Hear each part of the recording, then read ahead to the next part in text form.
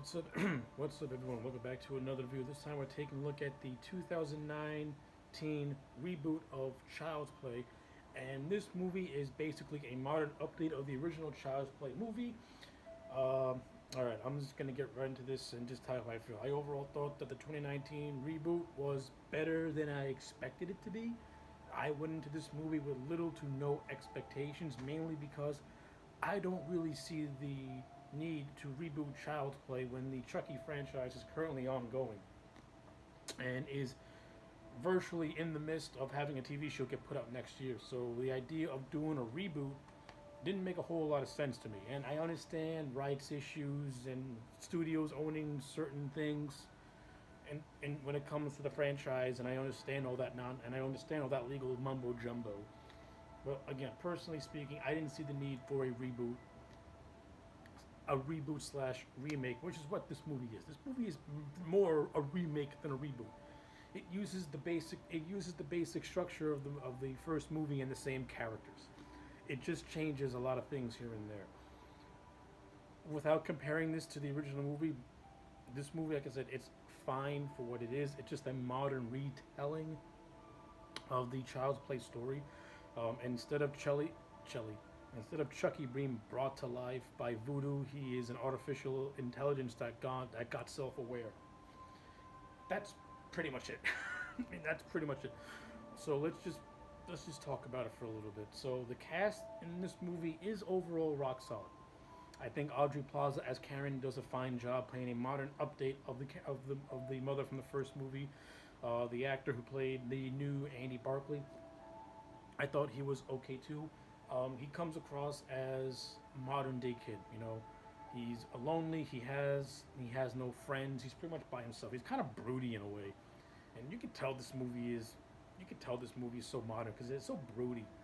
The kid is so broody. He has no friends. Like he doesn't have a sense of like childlike wonder as the Andy from the first movie. Um, and I like the Karen better in the first movie too because she's a single mom who's trying to do her best to raise her child. This Karen, yeah, she's a single mom who tries to do her best, but they give her this unnecessary boyfriend character, and I would not have done that because if you know the Child's Play movies, you could have just gave that role to Mike, minus the abusive part.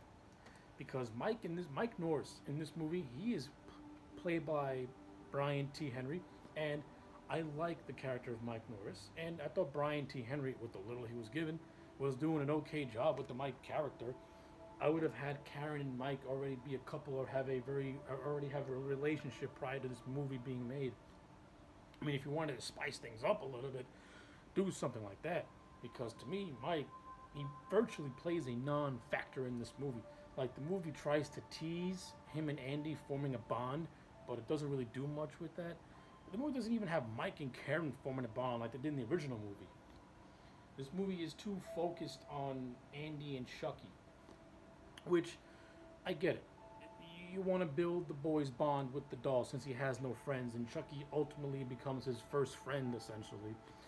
Chucky, who was voiced by Mark Hamill, who I think did a fine job overall, but Mark Hamill didn't have that sadistic playfulness that Brad Dourif had when he voices Chucky.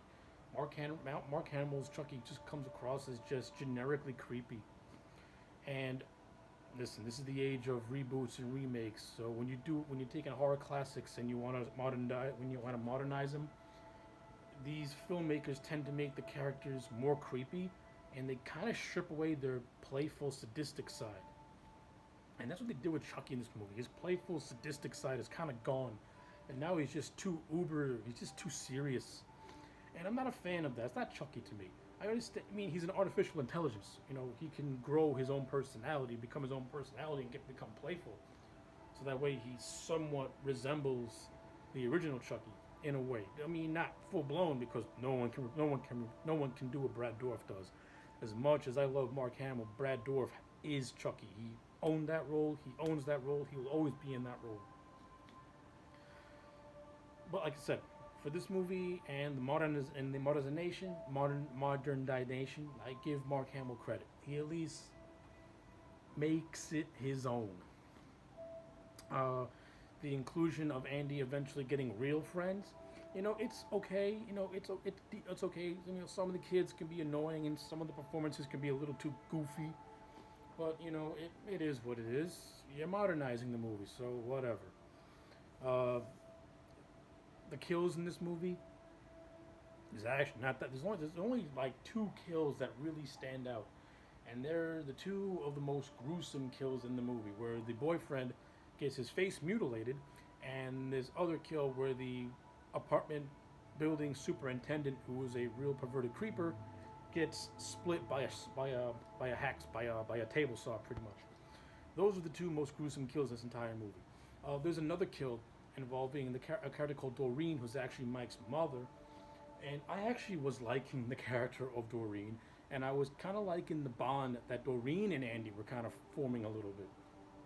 There's this nice little scene where Andy's having dinner with Mike and Doreen, and it's a real nice scene. And I think that scene would have meant so much more if Mike and Karen already had an established relationship and weren't strangers to one another, because it would have really felt like a more family bond. And when Doreen gets killed by Chucky, I would have felt it a little bit more.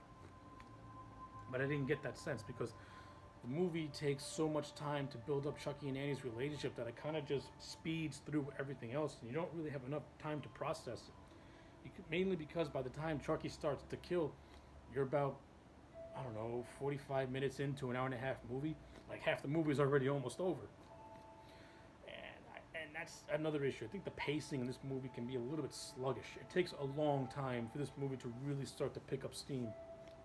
But when it does pick up steam, it's mildly entertaining, with the big set piece being everyone trapped in this place called Zedmart, which is like a toy store, Target or something. And the self-aware Chucky pretty much goes on a rampage. He almost kills Mike. He kidnaps Karen, nearly kills her, until Andy manages to save Karen. And just when all is lost, Mike, who the movie did a fake out and tried to kill, which almost pissed me off, comes to the rescue. Like I said, I think this movie would have been much better if Mike, Karen, and Andy already had an established relationship, because the Mike character is completely underutilized, which I don't like, because the Mike character in the original movie, played by Chris Sarandon, is better. He had a character, he had a connection. He and Karen actually had a bond. This, I can't stress how much I don't like the direction, how they handled Mike Norris in this movie. He's pretty much like an afterthought. He comes across as just a generic cop. And when the movie tries to give the man a sense of humor, it comes across as just forced and just cringy. Probably the most cringiest of the jokes is, white man killed in a watermelon patch. How ironic. Seriously? You had to throw in that kind of joke? Come on. Seriously. Grow up already. I hate jokes like that. They're not funny. I squirmed in my seat. And the way Brian T.